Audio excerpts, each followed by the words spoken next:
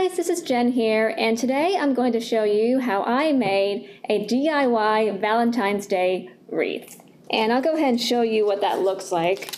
So this is the one that I made, and it's actually very simple. So I'll just go ahead and kind of walk you through it, or how I did it. So first what I did was I went ahead and just painted the puzzle pieces in advance. I just painted them red, pink, and white, the usual Valentine's colors. And then as I was letting the paint dry a little bit, I printed out this heart template and I traced that inside this cardboard box. I traced that on the inside, and then I went ahead and I cut the heart out, and then I used a craft tool to kind of poke a hole in the middle so that I can trace another heart within. And then once I cut that out, that's when I went ahead and I used hot glue gun to just glue all the puzzle pieces here and kind of make it overlap on top of each other.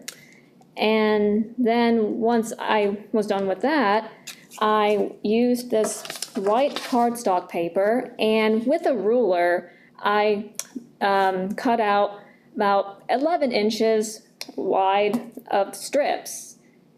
I only used one strip, but I went ahead and hot glued that strip on here. And I don't know if you can see this. I don't know if there's a way to zoom in closer, but on the ends of the cardstock, I cut out small triangles here to make it look like fishtails. And so to make it where whenever you kind of fold it or bend it, it kind of makes it look like has this 3D dimensional appearance. So that's what I did for that. And then with a red Sharpie or marker, I just wrote "Love You to Pieces," and it looks just like that. And then for the finishing touch, I used this twine, and I cut out about 12 inches of those, and I just hot glued the twine on the back, and as you can see, that's what it looks like. And that's really how I did it. So yeah,